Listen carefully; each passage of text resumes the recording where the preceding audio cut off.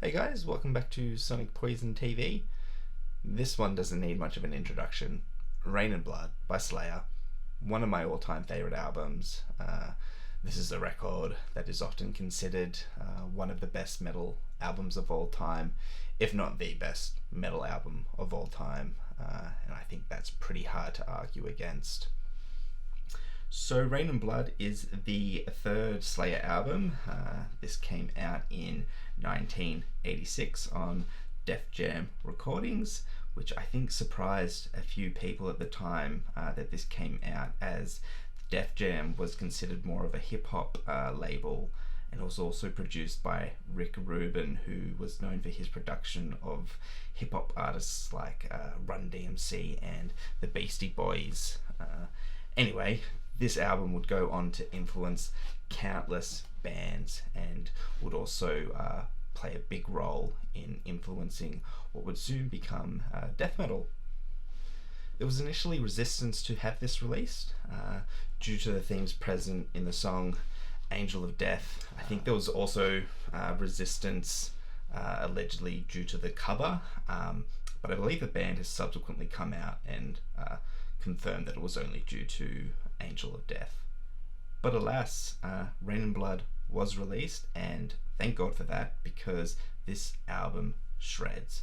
It's fast, it's aggressive, unrelenting, and really quite heavy for a thrash album, at least in comparison to some of their contemporaries.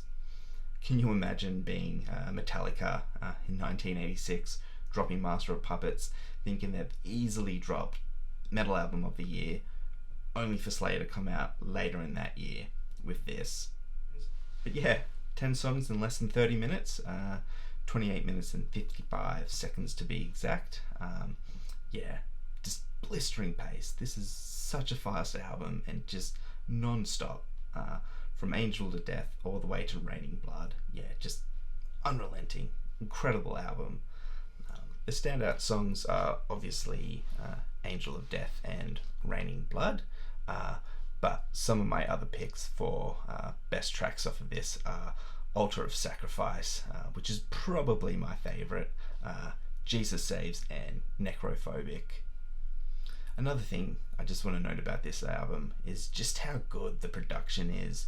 You can feel every part of the band while listening to this, and you just can't help but turn it up full volume just so you can hear it all and feel it all just rip right through you.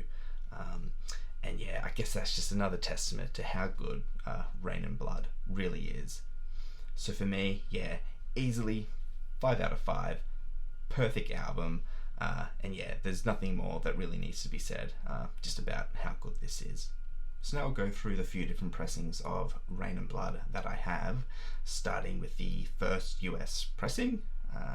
The first press was actually done at 2 different pressing plants, I believe, and is split into 2 different versions.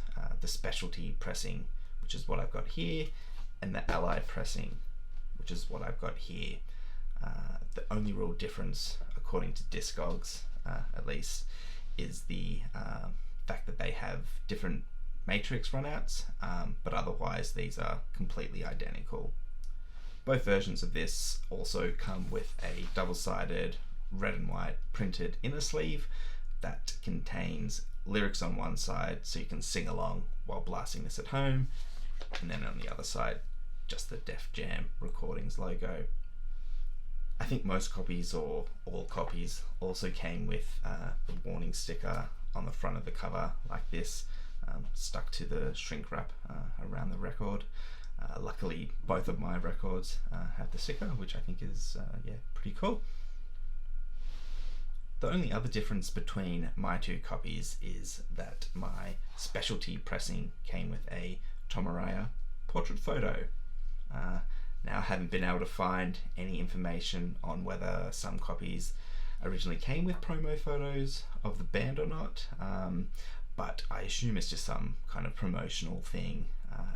But yeah, pretty cool nonetheless. I haven't actually seen any other copies that came with these photos, but yeah, let me know in the comments down below if you have one of these with your copy as well.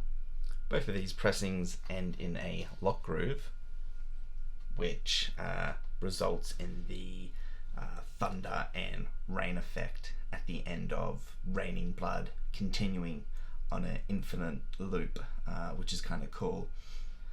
But yeah, both the Allied and specialty pressings both sound amazing.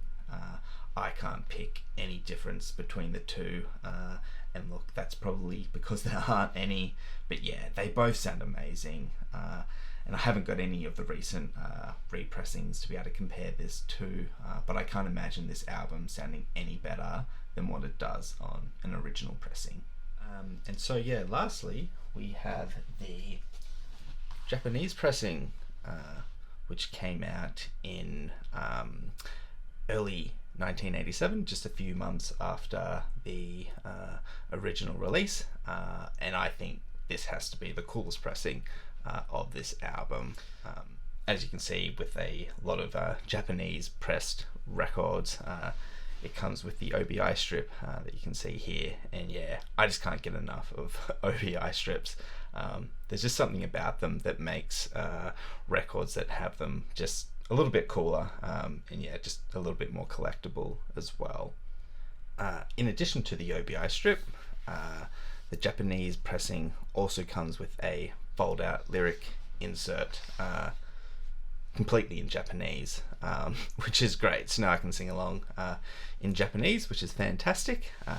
But yeah, so kind of similar to the printed inner sleeve of the US pressing, and then it's got Def Jam logo here, and you know, similar kind of layout, same color scheme. Yeah, it's pretty cool. And so there's also two versions of the Japanese pressing: a standard pressing, which comes with everything you see here, as well as a promo pressing, which is what this copy is. And the way that you can tell if it's a promo pressing or not is if it has this sticker here, which you can see the previous owner must have tried to remove before realizing that this is probably worth a little bit more with the sticker intact. On the center label there is also this text here, which I think means not for sale.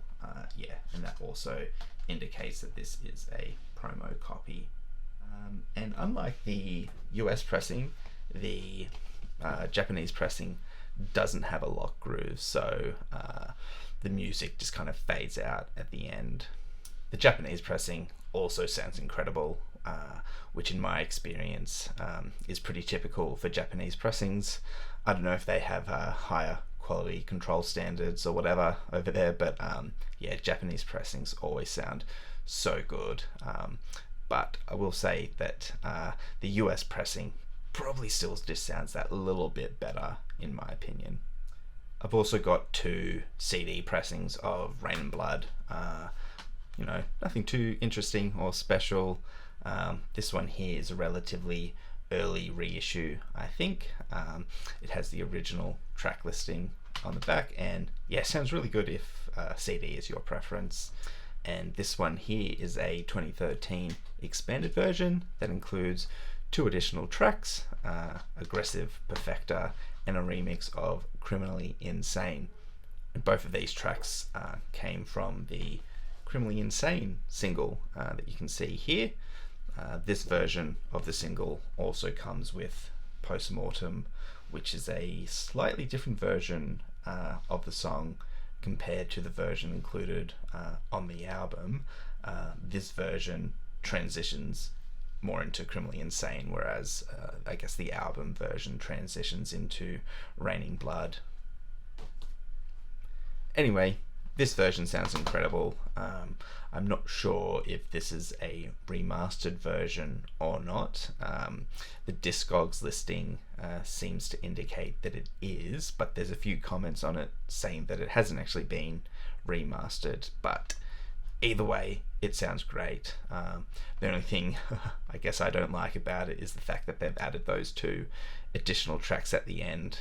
I know it's not a big deal, but I just don't like bonus tracks when it comes to reissues.